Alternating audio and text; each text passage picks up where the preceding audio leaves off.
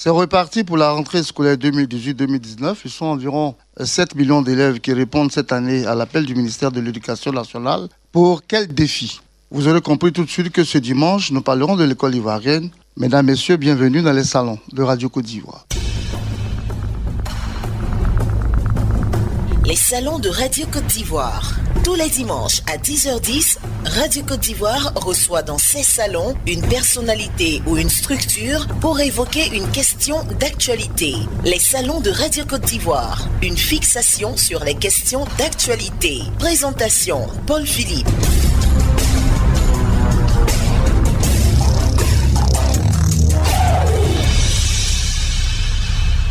Bonjour mesdames et messieurs. Le philosophe a dit « Il n'y a pas de vent favorable à celui qui ne sait pas où il va ». Fin de citation.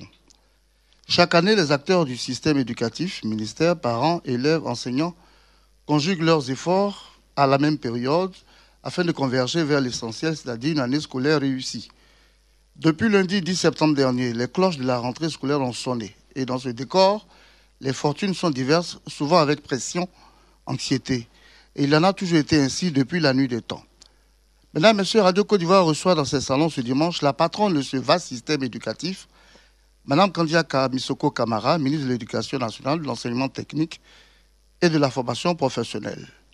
Madame le ministre, bonjour. Bonjour, monsieur. Merci d'avoir accepté notre invitation pour traiter du thème l'école ivoirienne aujourd'hui, acquis et perspectives, avec 3 centres d'intérêt, la rentrée scolaire 2018-2019, la qualité de l'école ivoirienne, les défis et les perspectives. Et puis quelques conclusions avant de nous séparer. Madame le ministre, vous serez interrogé par Alakani Ala, de Fraternité Matin. Alakani, bonjour. Bonjour. Adama Bakayoko, de Radio Côte d'Ivoire. Bonjour Adama. Bonjour Paul Philippe. Et puis Paul Philippe, merci. Avant de démarrer, faisons connaissance avec notre invité, qui est Madame le ministre Kandia. Élément de réponse avec Naomi Kamagaté. Première femme ministre de l'Éducation nationale de l'histoire de Côte d'Ivoire, enseignante de formation, Kandia Kamara a remis l'excellence au programme. Et depuis 2011, elle se consacre à l'éducation et à l'enseignement technique, son domaine de prédilection. À son entrée au gouvernement, la jeune ministre hérite d'un système éducatif en déperdition à l'issue d'une décennie de crise. Kandia Kamara remet au programme l'excellence. Les établissements sont réhabilités, les programmes et les manuels revus, la gratuité et l'obligation de l'école introduite, de même que l'enseignement professionnel. Passionné, Kandia Kamara pourrait parler encore des heures d'éducation et de ses ambitions pour son pays. Son prochain défi, réussir dans ses nouvelles et écrasantes responsabilités de secrétaire général du RDR. Une mission politique à l'orée de l'échéance présidentielle de 2020. Merci à vous Naomi. Je voudrais signaler à tous que si on voulait parcourir les pages que nous avons reçues du cabinet de Madame le ministre de l'Éducation nationale, l'émission d'1 heure qu'on a consacrée à Madame le ministre n'aurait pas suffi. Madame le ministre, est-ce que ces informations sont exactes? Oui, tout à fait. C'est bien Kandia Kamara. Merci. Alors, depuis 2 semaines maintenant, la rentrée scolaire, on va dire, est effective sur l'ensemble du territoire, ou du moins, quel est le point que vous pourrez nous faire de cette rentrée scolaire 2018-2019?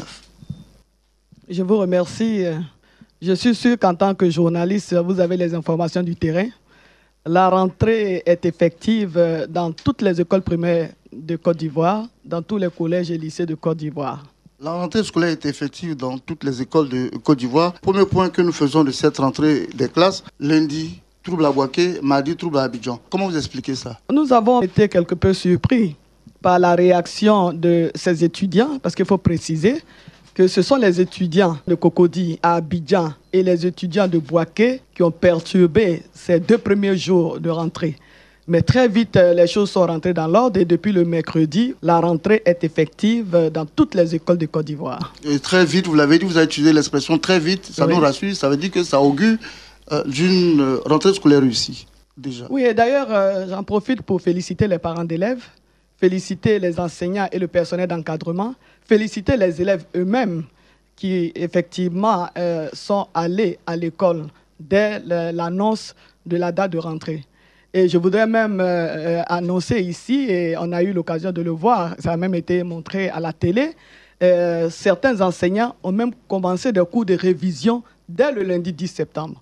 Cela est à saluer parce que cela va contribuer certainement à faire en sorte qu'en fin d'année, nous puissions atteindre le quantum horaire. D'accord. Je ne suis pas seul. Le point sur la rentrée, ce premier chapitre, la rentrée scolaire, on y va, chers amis? Oui, madame, vous venez de dire que ça se passe bien, mais on sait que les troubles dont nous avons parlé tout à l'heure sont arrivés parce que c'est encore le même problème des frais annexes. Madame, quel est ce problème qui ne se résout jamais? Il faudrait que j'explique aux Ivoiriens ce que c'est que les frais annexes. Quand on parle de frais annexes, ça veut dire qu'il y a des frais. Dans tous les pays, en ce qui concerne l'école, en général, au niveau du primaire, comme au niveau du secondaire et au niveau universitaire, les élèves s'acquittent de droits d'inscription. En Côte d'Ivoire, l'école étant gratuite au niveau du primaire, donc les parents ne payent pas de droits d'inscription. Mais au niveau du secondaire, tout comme au niveau supérieur, les élèves et étudiants payent des frais. Jusqu'en 2010-2011, ces frais étaient laissés à l'appréciation de chaque chef d'établissement. C'est-à-dire que c'est le chef d'établissement qui déterminait le montant à payer par les parents d'élèves. Et il y avait beaucoup d'abus, il y avait beaucoup de risques, parce que cela, non seulement amenait des chefs d'établissement à demander des sommes onéreuses, les montants oscillaient entre 10 000 et 40 000 francs par enfant. Ça, c'est deux. Deuxièmement, cela se faisait à partir de la date de rentrée. Donc, les parents venaient s'aligner et cela prenait des semaines et des semaines. Et d'ailleurs, à l'époque, tout le monde a pu se rendre compte que les cours commençaient parfois au mois de novembre. Troisièmement, il y avait d'autres risques, les braquages, parce que c'était des périodes où l'argent était manipulé dans les écoles. Il y avait ces braquages. Et quatrièmement, ça c'est un problème que tous les Ivoiriens ont vécu, cela permettait l'inscription parallèle. Dans les établissements, il y avait des inscriptions parallèles, sans aucun contrôle. Et donc, pour mettre un terme à ce que nous considérions à l'époque comme un fléau, pour mettre un terme à cela, et grâce au numérique, nous avons commencé une opération appelée l'inscription en ligne. Donc, les frais fixés par le gouvernement à travers le ministère de l'Éducation nationale, de l'enseignement technique et de la formation professionnelle s'élèvent à 6 000 francs. 5 000 francs frais d'inscription et 1 000 francs pour la carte d'identité scolaire.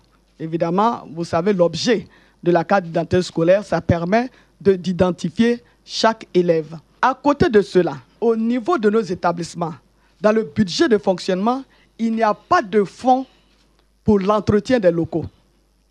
Il n'y a pas de budget pour le gardiennage. Il n'y a pas de budget pour les petites réhabilitations dans les établissements. Et c'est ainsi que les parents d'élèves dans chaque établissement, et cela a été autorisé par le gouvernement depuis les années 90, donc les parents se réunissent et au vu des besoins spécifiques de l'école, décident en début d'année, au cours d'une assemblée générale, ils font la liste des besoins de l'école, fixent le coût, ils fixent aussi le montant de cotisation à payer par chaque parent d'élève et c'est comme ça que ces cotisations sont prélevées et l'argent est utilisé pour ses besoins. Et c'est ce qui explique d'ailleurs la différence de montant d'une école à une autre, d'un établissement à un autre, parce que les besoins ne sont pas les mêmes. Les besoins, par exemple, au lycée modèle de Cocody, sont certainement pas les mêmes que dans un collège de proximité dans la région de Bouaké ou de Yamoussoukro. Donc, ce sont ces frais qui sont appelés frais annexes. Ce que je voudrais dire ici, c'est que le gouvernement a pris un arrêté pour fixer ces frais à 3 000 francs. 3 000 francs payés par les parents. Et ces 3 000 francs, normalement, ne sont pas demandés à la fois. C'est-à-dire le parent qui peut s'acquitter des 3 000 francs, il le fait, mais il a la possibilité d'échelonner cela. Donc, ce sont les 3 000. Mais en dehors de cela, et c'est ce que j'ai dit, en fonction des besoins de l'école, si les 3 000 francs ne sont pas suffisants, ce sont les parents eux-mêmes. Et là, j'insiste, ce n'est pas le ministère, ce n'est pas la direction régionale, ce n'est pas l'inspection primaire, ce sont les parents eux-mêmes qui se réunissent et qui déterminent le montant de la cotisation à payer. Et d'ailleurs, depuis notre nomination à la tête de ce ministère, nous avons assaini le milieu justement de ceux qui gèrent ces fonds. Ce sont les comités de gestion des établissements appelés COGES. Et vous verrez dans tout le monde entier, dans toutes les écoles, vous avez cette gestion participative des parents d'élèves. Donc, l'école est certes administrée par un directeur ou bien par un proviseur ou un principal. Il y a des enseignants, il y a le personnel d'encadrement, mais aussi, vous avez ces parents qui sont impliqués dans la gestion de l'école parce que l'école est l'affaire de la communauté. Parce qu'il s'agit des enfants de ces parents-là. Donc, ils sont impliqués dans la gestion de l'école.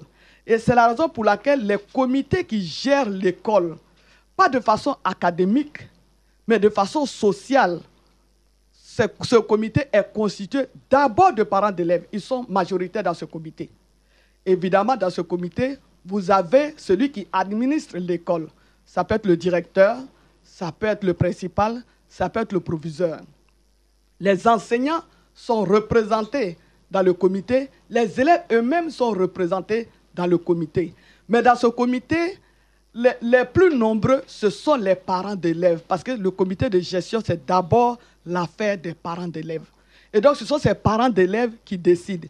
Mais ce que nous voulons ajouter ici, c'est que le bureau du COGES ne doit pas s'asseoir tout seul pour fixer les montants des cotisations. Le bureau doit convoquer l'Assemblée générale des parents d'élèves. Et cette réunion de l'Assemblée générale est présidée par le maire ou son représentant quand il s'agit d'une école primaire et par le président du conseil régional ou son représentant quand il s'agit d'un collège ou d'un lycée. Tout cela pour éviter les abus de la part de certaines personnes. Et nous avons fait mieux. Aujourd'hui, nous formons les présidents de COGES et leur bureau.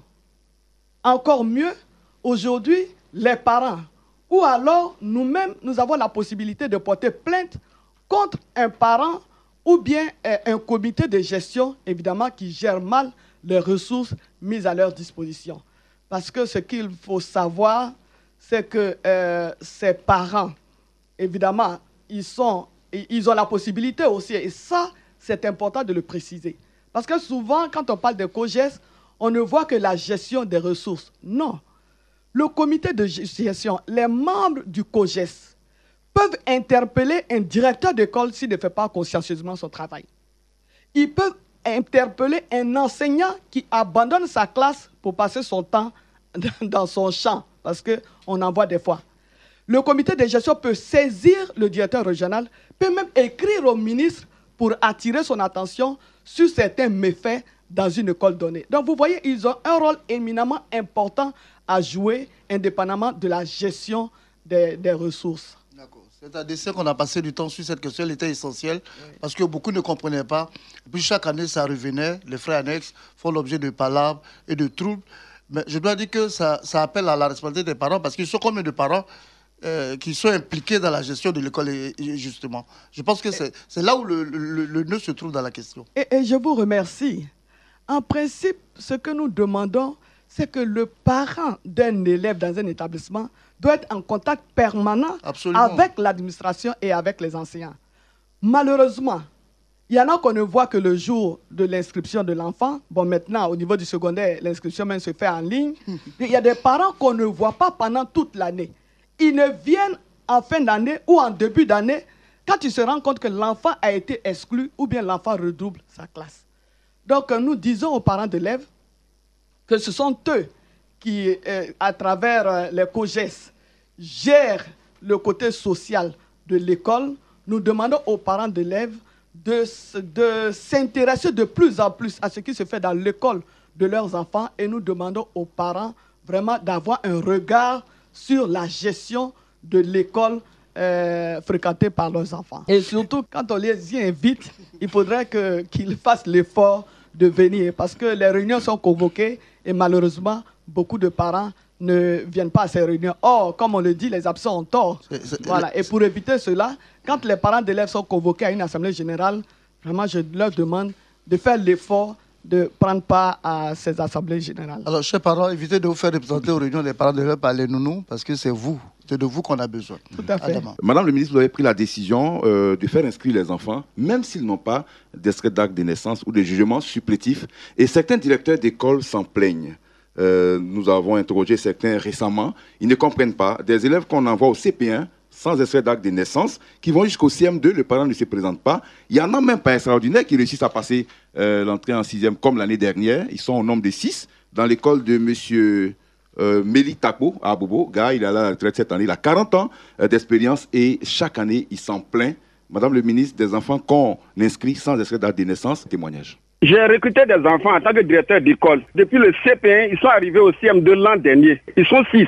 On leur dit qu'ils n'ont qu'à passer l'entrée en 6e. On nous a demandé de faire des documents. On a écrit les noms des enfants là. Et puis, on attendait les pièces là qui ne sont pas arrivées. Les enfants ont passé. Ils sont admis. Actuellement là, c'est avec leur collante. Est-ce qu'on va accepter avec la collante simple là pour inscrire les enfants? Et on continue toujours dans cette situation là. Il y a des gens qui font tout pour ne pas vraiment faire l'essai de leurs enfants. C'est tout ça là en compte depuis on parle d'apatride. Amani Pascal, instituteur à l'EPP d'Aukro résidentiel. Quand nous prenons les enfants du CP1 jusqu'au CM2, le parent qui vient avec l'extrait de l'enfant, l'extrait là ne porte plus le même nom que celui qu'on nous a donné à l'inscription. Quand c'est comme ça, il faut que le directeur fasse un autre dossier. Parce que quand tu fais, le plus souvent, on dit les directeurs ont fait du faux et des fois on les arrête. Qu'ils nous disent, vous prenez les enfants jusqu'à 1 an.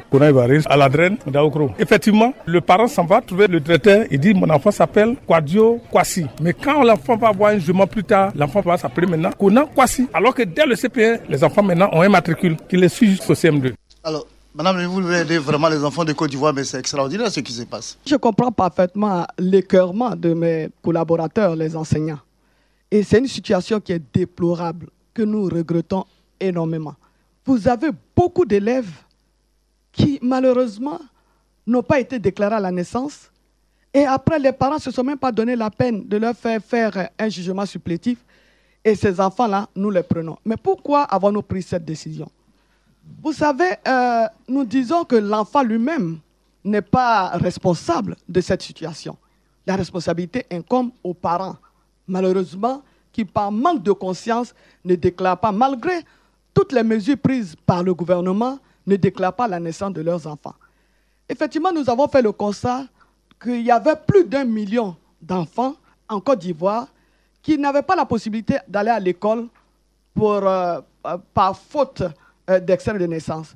Et la majorité de ces enfants-là, c'était les filles. Vous savez que nous sommes en Afrique. En général, on accorde peu d'importance à une fille qu'à un garçon. Le garçon, c'est l'héritier. La fille, elle sera amenée à se marier et puis donc à partir. Et donc, c'était ces filles-là qui majoritairement se retrouvaient hors du système scolaire. Vous savez aussi que depuis 2015, l'école est obligatoire en Côte d'Ivoire. Ça veut dire quoi? Ça veut dire que la possibilité doit être donnée à tous les enfants de 6 à 16 ans d'aller à l'école. Et donc, au vu de cela, nous avons pris la décision au niveau du gouvernement de faire en sorte que ces enfants-là ne soient pas pénalisés et que tous ces enfants puissent aller à l'école, en espérant qu'une fois inscrits à l'école, le parent fera l'effort de faire un jugement supplétif à l'enfant. Malheureusement, ce qui a été dit par mes collaborateurs enseignants, c'est la réalité. Bon, il faut reconnaître qu'avec un peu la pression des enseignants parfois et du directeur d'école, il y a beaucoup de parents qui, en cours de chemin, font faire des jugements supplétifs. Mais malheureusement, il y en a qui ne le font pas. Et nous nous retrouvons au CM2 avec des élèves qui n'ont pas d'extrait de naissance. Or, pour passer l'examen de CEP, il faut un document administratif, et il n'y a pas d'extrait de naissance pour éviter que ces enfants soient pénalisés et pour être conforme aussi à la vision du président de la République, son excellence Alassane Ouattara, de donner la chance à tous les enfants de ce pays de continuer leurs études jusqu'à l'âge de 16 ans, que nous faisons des attestations pour ces enfants-là, pour leur donner la chance de continuer leur cursus scolaire. Mais je voudrais profiter de l'antenne pour dire aux auditeurs qui nous écoutent, les parents d'élèves, de grâce, déclarez la naissance de vos enfants. Les conditions aujourd'hui ont été facilitées pour cela. Ceux qui ne le font pas, qu'ils fassent faire des jugements supplétifs à leurs enfants. Parce qu'un enfant qui n'a pas d'extrait de naissance, c'est un enfant qui n'existe pas. Et c'est la raison pour laquelle je supplie les parents d'élèves en leur demandant soit de déclarer la naissance de leurs enfants, ce qui est tout à fait normal, ou à défaut de faire des jugements supplétifs à leurs enfants pour que leurs enfants puissent continuer leur cursus scolaire. Alors, tout n'est pas mauvais dans tout ce qui se passe au niveau de l'éducation nationale. On a applaudi de deux mains cette opération pilote que vous avez initiée pour les orientations en 6e. D'où est venue cette idée? Avant de répondre à cette question, je voudrais ajouter que grâce à un partenaire, l'UNICEF, nous avons lancé une opération l'année dernière d'établissement de jugement supplétif. Voilà, pour nos élèves. Comme je l'ai dit, ils étaient plus d'1 million d'enfants sans extrait de naissance. Grâce à cette opération, beaucoup ont pu avoir un jugement supplétif, mais nous sommes encore à la recherche de financement avec d'autres partenaires pour pouvoir continuer cette opération. Mais nous n'allons pas le continuer indéfiniment. Donc, il faut que les parents résolvent ce problème. Ouais. Voilà, il faut que ça s'arrête. Donc, que les parents déclarent la naissance de leurs enfants ou alors qu'ils leur fassent faire des jugements supplétifs. L'orientation en 6e. Les parents eux-mêmes. Nous avons voulu innover. Parce que par le passé, chaque année, la commission d'orientation se réunit pendant 1 mois pour analyser les demandes faites par les parents. Parce qu'en amont, pendant l'année scolaire, les parents, normalement, ce sont les élèves, mais comme surtout pour ceux de la classe de CM2, les enfants sont jeunes, donc ce sont les parents qui font des demandes. Donc, ils choisissent, on leur laisse la possibilité de choisir 3 établissements. Et la commission se réunit pour analyser tout ça. Chaque année, c'est le même lot de critiques. Alors, nous avons voulu innover cette année avec l'inscription, avec l'orientation des enfants par les parents eux-mêmes. Cela va se faire en ligne, ça peut se faire avec le téléphone portable, ça peut se faire avec un ordinateur. Donc, le parent choisit la ville où il souhaiterait que son enfant soit affecté quand l'enfant va en 6e ou orienté quand l'enfant va en seconde. Pour le moment, nous sommes dans une phase pilote avec l'orientation en 6e. Donc, le parent, il choisit la ville.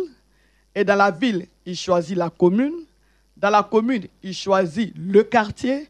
Dans le quartier, il choisit soit un établissement public ou un établissement privé. Et s'il y a de la place dans l'établissement choisi par le parent, il inscrit l'enfant. S'il n'y a pas de place, on lui indique les établissements où il y a de la place, où il peut inscrire lui-même son enfant.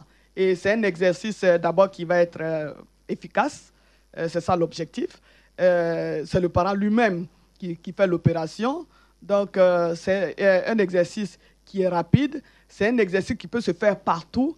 Et vraiment, et nous voulons aussi surtout donner une grande transparence dans cette opération d'affectation ou d'orientation. Donc, c'est ça l'objectif, en fait, de cette opération. Une autre innovation avec les TIC, c'est bien sûr la carte scolaire numérique. Une innovation qui est à saluer, expliquez-nous. La carte scolaire, il faut dire que c'est un processus qui commence depuis la sous-préfecture. Donc, on voit les écoles à construire ou alors les collèges ou les lycées à construire. Donc, la carte scolaire locale, c'est-à-dire le sous-préfet, les élus et les cadres se réunissent avec l'administration, évidemment, scolaire. Donc, on indique les écoles qui vont être construites. Et ensuite, l'opération se fait au niveau du département, au niveau régional. Et puis, il y a une commission nationale. Et aujourd'hui, c'est que l'innovation, c'est que nous aurons la carte numérique. Il suffirait de cliquer pour voir sur la carte de la Côte d'Ivoire où se trouve tel lycée, combien de lycées il y a, combien de collèges il y a, combien d'écoles primaires il y a, combien d'écoles, parce que nous avons ce que nous appelons les écoles communautaires et tout ça. Donc, c'est la carte c'est la carte de la Côte d'Ivoire, mais c'est la carte scolaire avec toutes les écoles, tous les collèges, tous les lycées. Et vraiment, il suffit d'un clic pour avoir des informations sur tel établissement dans telle localité. Et cela nous permet de voir un peu les déficits. Parce que nous avons décidé, ça c'est la volonté du président de la République, de démocratiser l'école. L'école doit être à la portée de tous les enfants de Côte d'Ivoire. C'est la raison pour laquelle il a fait voter cette loi en 2015, pour la rendre obligatoire. Donc, pour ce faire, à travers cette carte, quand nous faisons nos programmations, de savoir là où on doit programmer une école primaire ou un collège, ou alors un centre de formation professionnelle, un lycée professionnel, etc. Donc, ça permet vraiment de faire une gestion vraiment optimale de la carte scolaire, donc de la carte en ce qui concerne les établissements en Côte d'Ivoire. Alakani? Oui, on allait oublier un point qui m'a l'air très important, cette rentrée scolaire. C'est celui relatif aux kits scolaires. Ce qu'on a constaté, c'est que chaque année, ces kits arrivent en retard. Et quelles sont les raisons? 2 semaines après la rentrée, je complète sa question. Est-ce que les kits ont été distribués? Les kits, il faut d'abord que je vous explique que le président de la République, Alassane Ouattara, qui a décidé de rendre l'école obligatoire pour les enfants de 6 à 16 ans, a décidé de rendre l'école gratuite au niveau du primaire. Donc, les kits que nous donnons, à l'époque, c'était le programme présidentiel, mais maintenant, c'est une activité du gouvernement. Donc, les kits sont offerts à tous les élèves des écoles primaires publiques de Côte d'Ivoire. Aujourd'hui, ils sont plus de 4 millions. C'est vrai, les kits, jusque l'année dernière, étaient distribués un peu tardivement. Nous ne le faisons pas la première semaine de rentrée, parce que pendant la première semaine, les enfants ne sont pas tous là et la concentration n'est pas tout à fait là. Et donc, mais normalement, à partir de la 2e semaine, les kits doivent être distribués. Nous avons commencé déjà la distribution.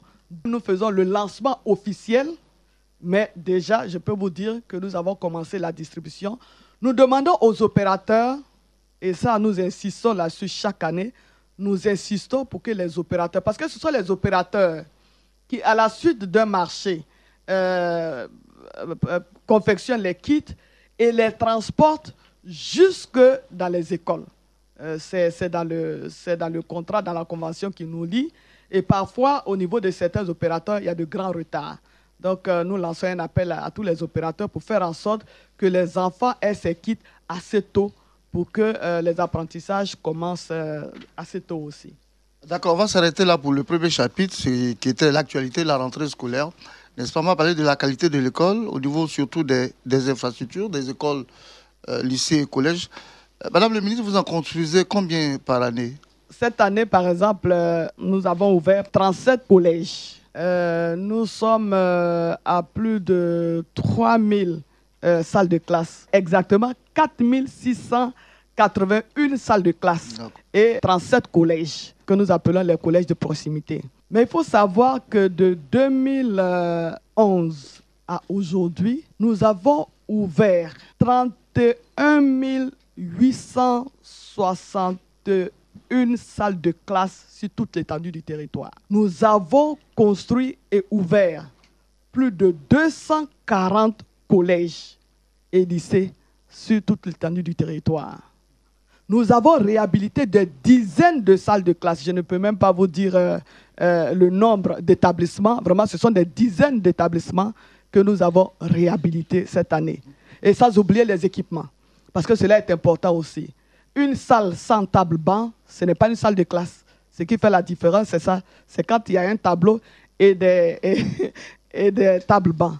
Et je peux vous dire, sur la même période, nous avons distribué plus de 500 000 tables-bancs en Côte d'Ivoire, sans compter les ordinateurs, sans compter le matériel de musique, le matériel scientifique, le matériel de sport, sans oublier aussi des véhicules que nous avons distribués, plus de 300 véhicules à nos collaborateurs, depuis les directions centrales, en passant par l'inspection générale. J'insiste sur le volet inspection générale parce que ça rentre dans la qualité de l'enseignement. Vous savez, à l'époque, l'inspecteur, c'était le policier ou le gendarme. Alors nous avons voulu changer cela. Parce que pour nous, un inspecteur doit avoir plus un rôle de conseiller, un rôle d'encadreur, un rôle de quelqu'un qui vient aider justement un enseignant.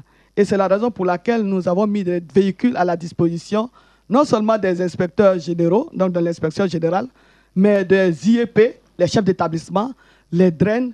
Vraiment, nous avons distribué plus de 300 véhicules pour justement faciliter la mobilité de nos collaborateurs, pour qu'ils soient présents sur le terrain pour faire ce travail de contrôle, mais surtout ce travail d'encadrement et d'appui à nos collaborateurs sur le terrain. Alors, une école de qualité, ce sont les infrastructures, c'est le matériel, mais c'est aussi de bonnes conditions de travail et de vie des enseignants. À ce niveau, qu'est-ce que le gouvernement a fait? J'étais il y a 3 semaines au congrès du SINESI. C'est le syndicat, c'est l'un des syndicats du secondaire en Côte d'Ivoire. Et j'ai eu l'agréable plaisir d'entendre les responsables de ce syndicat avec d'autres responsables de syndicats venus les soutenir, féliciter le président de la République, féliciter le gouvernement, féliciter le ministère pour tous les efforts fournis pour l'amélioration de la condition de vie des enseignants. Et tout le monde a suivi l'actualité avec toutes les mesures qui ont été prises par le chef de l'État pour faire en sorte que les problèmes d'indemnité des enseignants, pas d'indemnité de salaire, non.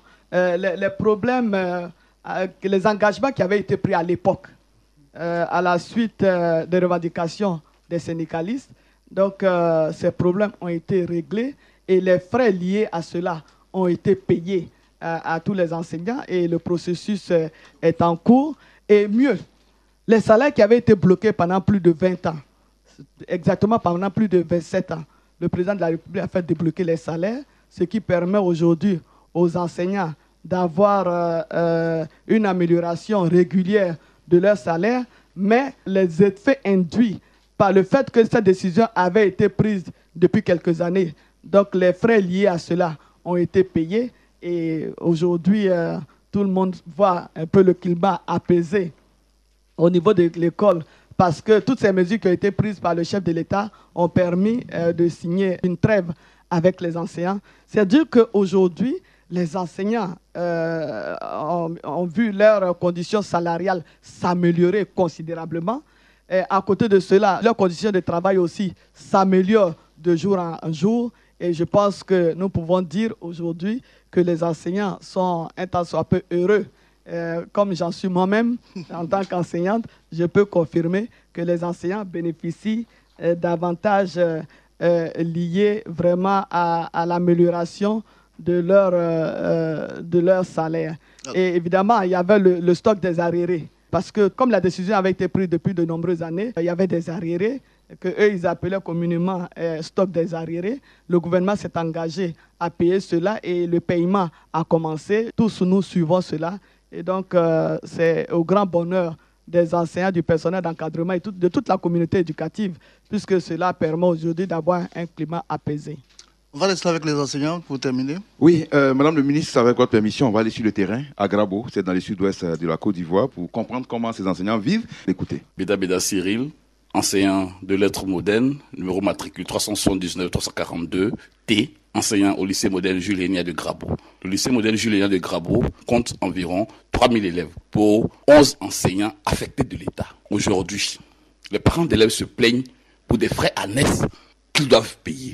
L'école a besoin d'environ 55 enseignants supplémentaires. Où le pauvre proviseur va-t-il trouver ses enseignants? Où le COGES va-t-il trouver ces montants nécessaires pour permettre à cette école de fonctionner? Au constat, dans les grandes agglomérations, il existe des enseignants supplémentaires qui fonctionnent à environ 4 heures par semaine. Ou à l'intérieur, dans ces endroits reculés, des enseignants avec l'appui du COGES, fonctionne à environ 40 heures. Parce qu'il faut sauver l'école ivoirienne. Nous sommes des soldats, nous ne pouvons pas reculer. Il faut faire avancer l'école ivoirienne. Madame le ministre, nous vous posons la question. Où l'école va-t-il trouver ses enseignants? Sans commentaire, Madame le ministre. Je voudrais féliciter nos collègues enseignants parce que beaucoup font beaucoup d'efforts pour l'amélioration du système éducatif. Il y a quelques jours encore, nous avons présenté une communication en conseil où nous avons fait le point du recrutement. Cette année, nous venons de recruter 5000 enseignants du primaire. Il faut savoir que de 2011 à aujourd'hui, cela fait plus de 40 000 enseignants du primaire recrutés. Cela fait plus de 3 000 enseignants du secondaire recrutés.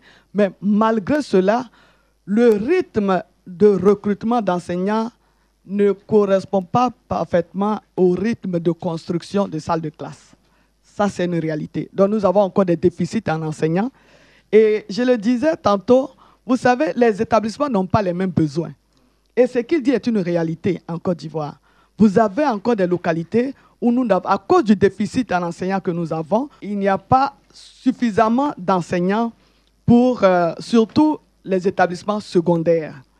Et les parents, justement, conscients du fait que l'éducation de leurs enfants est aussi une préoccupation pour eux, effectivement, des parents, justement, lèvent des cotisations pour des cours de vacation, parce que ces enseignants qui donnent des cours au-delà de leur volume horaire, il faut savoir qu'au niveau de l'enseignement secondaire, un professeur de collège donne jusqu'à 21 heures par semaine, un professeur de lycée donne 18 heures de cours par semaine. Au-delà, ce sont des vacations qu'ils donnent et ce sont les parents, effectivement, qui lèvent une cotisation. Et c'est ce qu'on appelle les frais annexes. Et ces besoins ne sont pas les mêmes partout. Il a dit, dans certains établissements, l'établissement a ses effectifs, donc ils n'ont pas besoin de lever de cotisation pour cela. Mais il y a des localités, notamment à l'intérieur du pays, où effectivement, à cause du déficit en enseignants, les parents d'élèves consciencieux lèvent des cotisations pour faire face aux heures de vacation données par les enseignants, que je voudrais au passage féliciter. Mais je voudrais par contre dire que ce n'est pas juste de dire qu'il y a des enseignants à Abidjan qui ne donnent que 4 heures de cours. Ce n'est pas vrai. Nous avons travaillé pour faire en sorte que le volume horaire soit respecté pour chaque enseignant. Et d'ailleurs, ça fait l'objet d'une petite bagarre entre les syndicalistes et nous, parce que beaucoup de syndicalistes, membres des bureaux nationaux, ne donnaient pas de cours. Ils étaient considérés comme des enseignants suppléants et nous avons mis un terme à cela. Nous disons que le fait d'être membre d'un bureau national, d'un syndicat, ne vous donne pas droit à l'abandon de votre métier, de votre travail, qu'est l'enseignement. Donc nous nous sommes compris. Aujourd'hui, vous avez beaucoup de responsables de syndicats qui donnent des cours. Donc, nous essayons de gérer au maximum les effectifs. Et d'ailleurs, pour optimiser justement cette opération, nous avons aujourd'hui au niveau du ministère une autre innovation qu'on appelle la codification des postes. C'est-à-dire qu'aujourd'hui, dans un établissement, on connaît les postes et les affectations sont faites en fonction des postes qui existent dans un établissement. Donc, si enseignant plus personnel d'encadrement, si on a supposé 40 postes, c'est 40 personnes qui sont affectées dans cet établissement. Donc, tout ça, ça nous permet de faire un bon pilotage, une bonne gouvernance du système éducatif. Vous savez que le ministère, c'est environ 140 000 agents et nous sommes répartis sur toute l'étendue du territoire. C'est quand même une grosse boîte, je dirais. Et donc, pour cela, nous nous faisons aider d'outils et nous avons le Codipost pour nous aider à améliorer. Et non seulement il y a ça, mais il y a une opération aussi que nous menons avec l'ensemble des syndicats qu'on appelle les INEA et les EXEA, surtout les EXEA. Donc, de façon transparente, avec toujours l'ordinateur, nous faisons la mutation des enseignants. Parce que parfois, il y en a qui disent, oui, moi, j'ai demandé à être muté plusieurs fois. Malheureusement, ma demande n'a pas eu de suite. Non, ça aussi, voici une opération que nous faisons en toute transparence.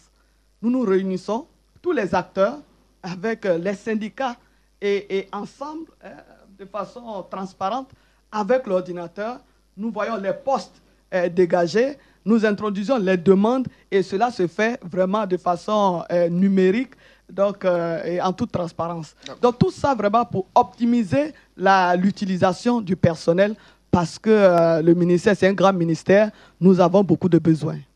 On va juste avant, Adama, on va dire un mot sur le logement des enseignants du primaire. C'est une préoccupation. Effectivement, c'est une préoccupation, surtout à l'intérieur du pays et surtout avec maintenant la construction des collèges de proximité. Dans beaucoup de localités, puisque les collèges de proximité, ce sont des petits collèges qui sont construits parfois même pas dans les sous-préfectures, mais dans les gros villages. Parce que le président de la République a décidé de démocratiser l'éducation, démocratiser l'école. Donc ce n'est plus l'enfant qui doit se déplacer pour aller vers l'école dans les chefs-lieux de région, chefs-lieux de département ou chefs-lieux de sous-préfecture. Nous sommes en train de faire en sorte que l'école se rapproche de l'élève, se rapproche des populations à travers les collèges de proximité qui sont très appréciés d'ailleurs par les familles parce que ça permet aux enfants de continuer leur cursus scolaire tout en restant sous l'encadrement parental, surtout au niveau des filles, pour éviter les grossesses en milieu scolaire. Et puis autre chose, parce qu'aujourd'hui, ce n'est pas facile de trouver des tuteurs en ville, c'est coûteux, etc., etc. Donc, c'est une opération qui est appréciée. Malheureusement, dans les villages, nous n'avons pas de logement pour les enseignants. Donc, c'est un véritable problème. Et je profite vraiment pour lancer un appel aux cadres et aux élus, afin de mettre à la disposition, pas seulement des enseignants, mais des fonctionnaires qui acceptent d'aller vivre avec eux, qui acceptent d'aller enseigner leurs enfants dans leur village, qui puissent mettre à leur disposition des logements. Parce que nous nous sommes confrontés à un problème. Le gouvernement octroie des indemnités de logement à l'ensemble des enseignants, ceux du secondaire, tout comme ceux du primaire. Mais on ne peut pas en même temps donner des indemnités de logement et puis construire des logements pour les enseignants. On l'a fait de façon exceptionnelle pour certaines localités où vraiment il n'y avait absolument rien. Nous avons construit plus de 100 logements pour des enseignants. Mais nous disons que ce n'est pas le rôle de l'État. L'État donne des indemnités, c'est aux collectivités, c'est aux cadres, c'est aux populations de mettre à la disposition de ces enseignants-là des logements. Donc je lance un appel vraiment à tous pour que nous puissions sédentariser nos enseignants, que nous puissions les encourager à aller faire leur travail dans des conditions parfois difficiles. Aller vivre dans un village, pour quelqu'un qui a fait toutes ses études universitaires en ville, écoutez, c'est vraiment un don de soi, c'est un sacerdoce. Mais on voudrait que les parents les y encouragent en faisant en sorte que l'enseignant ait envie de rester dans le village afin de continuer de dispenser le savoir à leurs enfants. Donc nous comptons énormément sur les parents, sur les cadres, sur les élus pour aider nos populations. Parce que ce qui se passe, quand un enseignant n'a pas une bonne condition de vie, surtout quand il n'a pas de logement, mais il passe tout son temps à se battre pour partir de cette localité. Donc on n'arrive pas à sédentariser. Vous avez des endroits où pratiquement chaque année, chaque 2 ans, ce sont de nouveaux enseignants que nous sommes obligés d'envoyer. Parfois même, on ne nous signale même pas à temps. Et c'est pour ça qu'on prend des mesures modernes pour savoir qui est où et qui est parti et à quel moment. Sinon, on était surpris parfois de voir que dans certaines localités, il n'y a plus d'enseignants parce qu'ils sont dans des conditions difficiles, donc ils cherchent à partir. Donc on voudrait que les populations encouragent les enseignants à aller vraiment travailler dans leur village pour le bonheur de leurs enfants. Alors, il nous reste un quart d'heure. Adam, on va aller très vite. Je pense que malgré tout, les résultats scolaires sont encourageants. Oui, sur la base des chiffres que nous avons, des recherches que nous avons menées donc, sur Internet, Madame le ministre pourra me contredire sur ces chiffres-là. En 2011, par exemple, au CEP, il y avait 58% d'admis, 58,22%. En 2018, cette année, on est à 83,57%.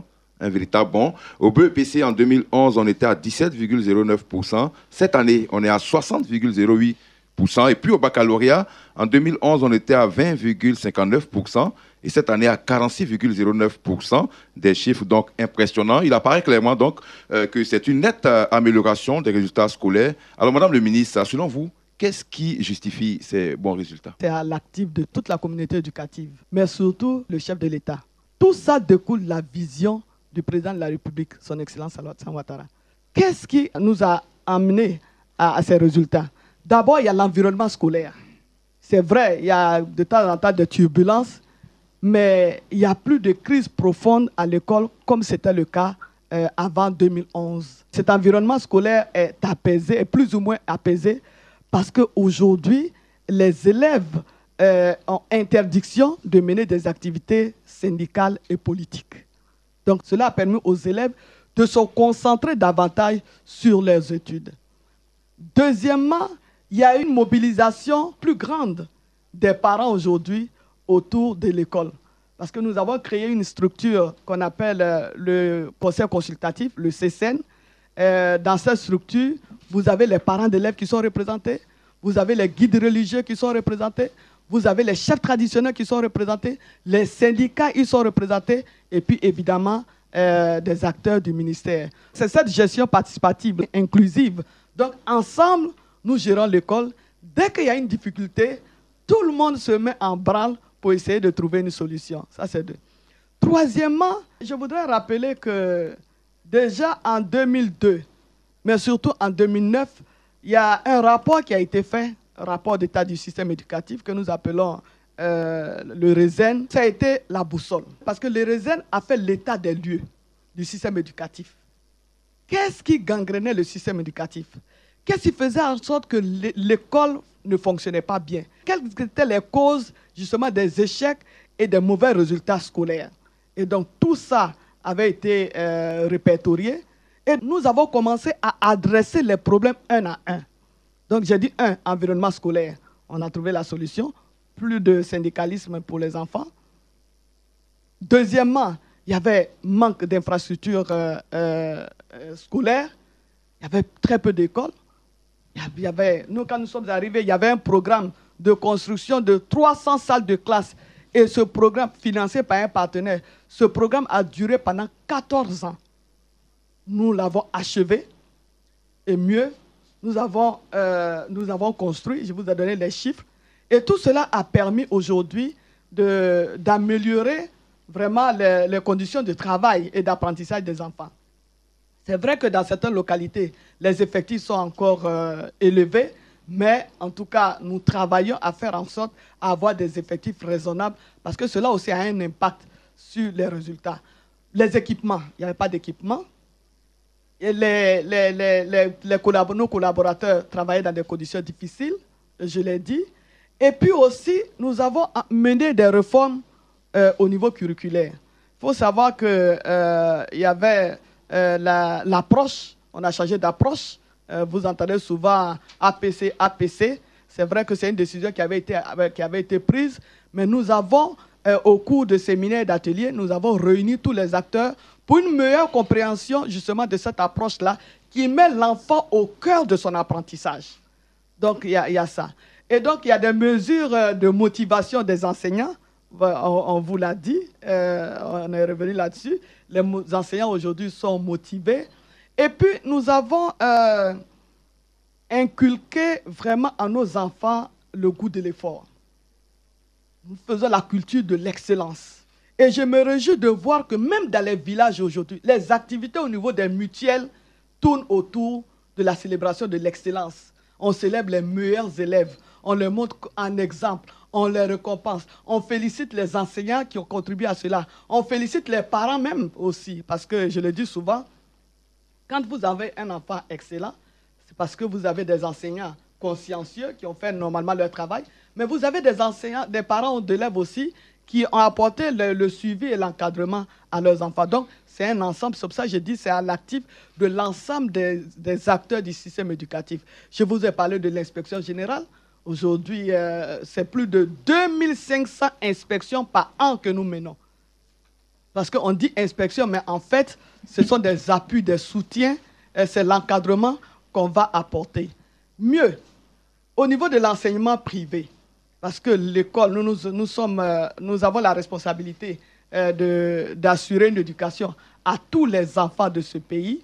Donc, il n'y a pas d'école privée pour nous, il n'y a pas d'école, il y a l'école tout simplement. Il n'y a pas d'élèves privés, il n'y a pas d'élèves publics. Ce sont des élèves, tous ils sont au nombre de 7 millions aujourd'hui. Donc, les enseignants du privé, n'ayant pas eu la possibilité de faire une école de formation, par exemple, ils n'ont pas fait l'école normale supérieure, ils n'ont pas fait le CAFOP, mais ce que nous faisons, nous organisons des cours de formation en direction des enseignants, des directeurs et des directeurs des études des établissements privés. Et aujourd'hui, celui qui n'a pas justement cette attestation, cette autorisation du ministère, ne peut pas enseigner ou ne peut pas diriger une école. Mais pour avoir l'attestation, il faut se soumettre à la formation que nous délivrons aux enseignants du privé. Donc, sans compter aussi aujourd'hui la formation à distance des enseignants. le renforcement des capacités des enseignants. Pour nous, c'est quelque chose d'essentiel. Tout évolue. Donc, nous renforcer les capacités de nos enseignants. Nous le faisons même à distance, à travers plusieurs programmes, grâce à nos partenaires.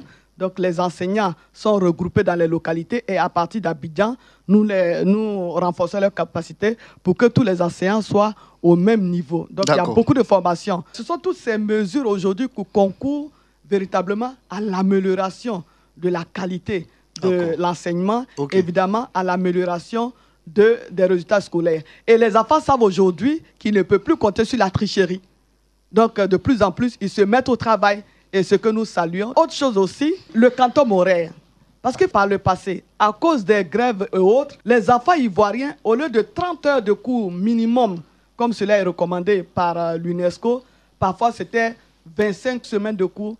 Aujourd'hui... On allait vous le demander justement, les palabres sont finies. Les palabres de cours du mercredi. Oui, c'est fini.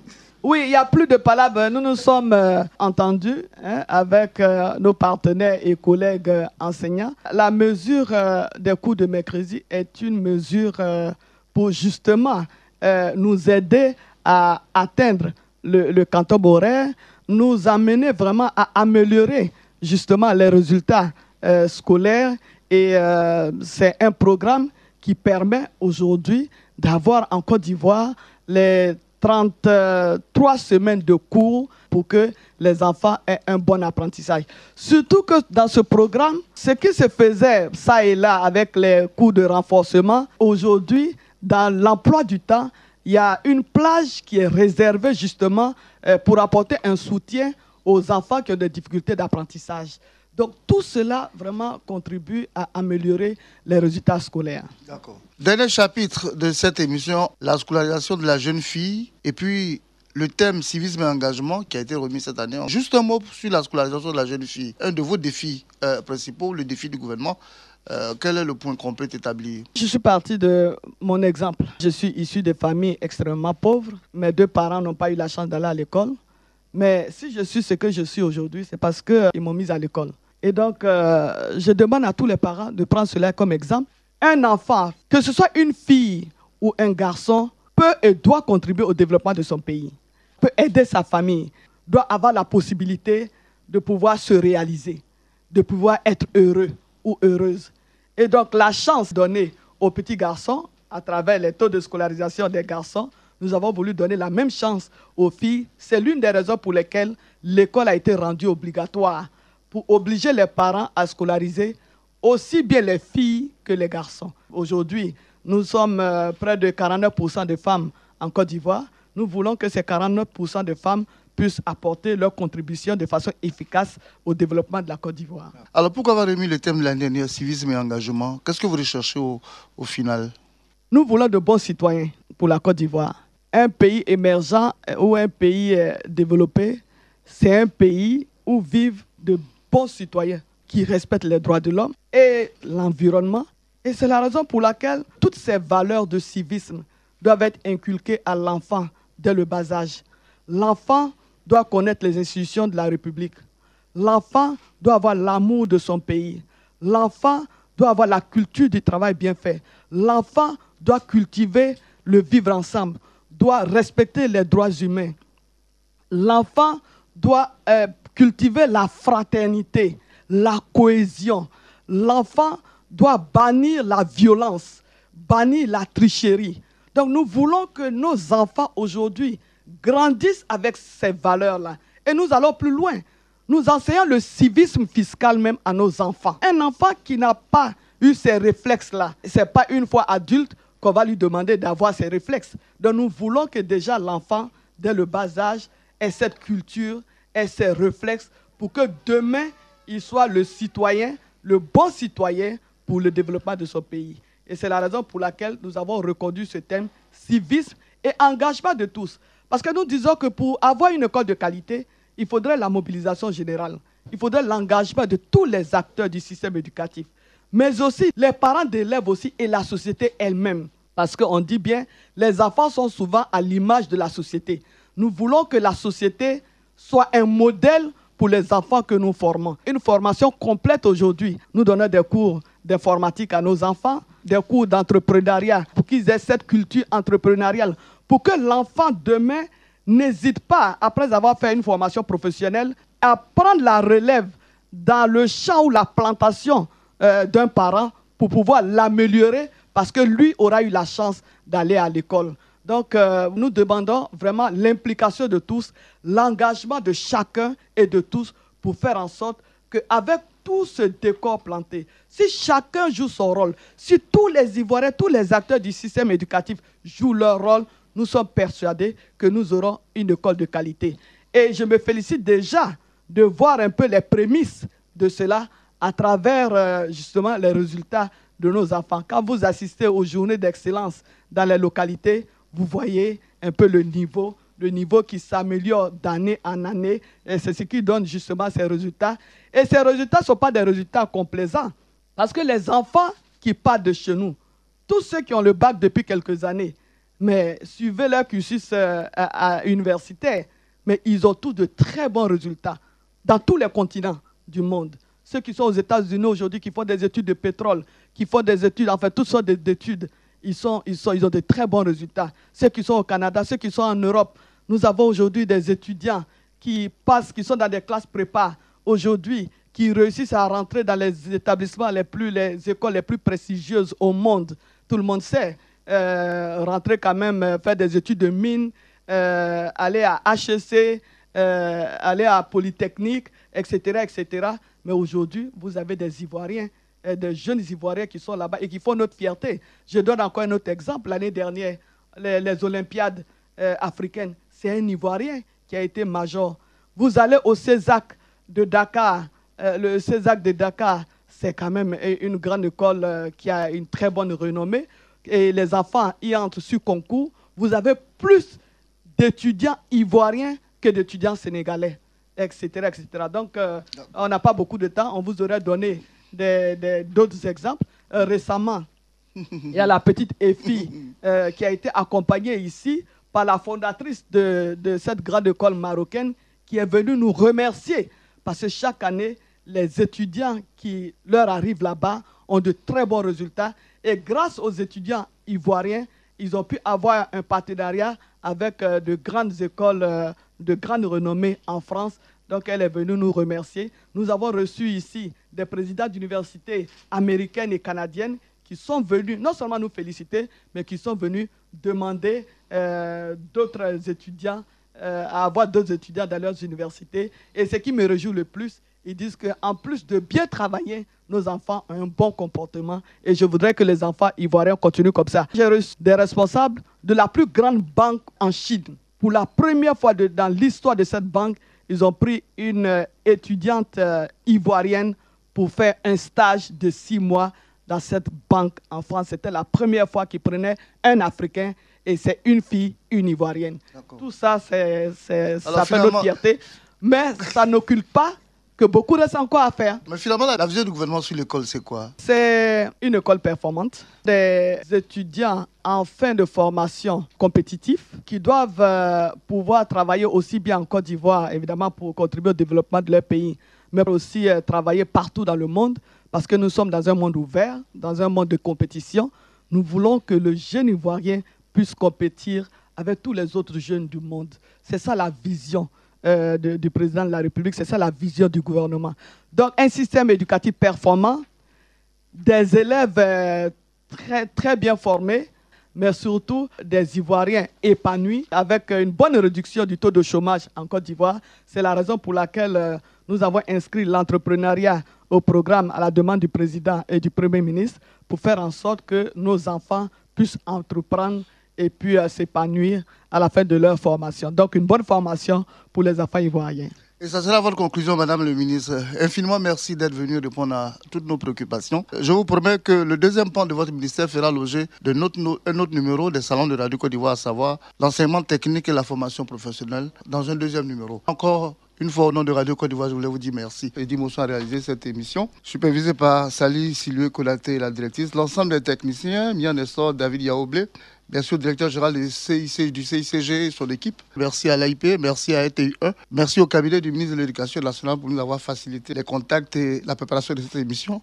Adama, merci. Merci Paul-Philippe. Alakagi, merci. Merci Paul. À très vite sur ces mêmes antennes. Merci et au revoir. Les salons de Radio Côte d'Ivoire.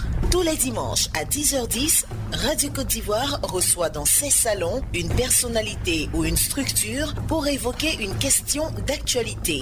Les salons de Radio Côte d'Ivoire. Une fixation sur les questions d'actualité. Présentation Paul Philippe.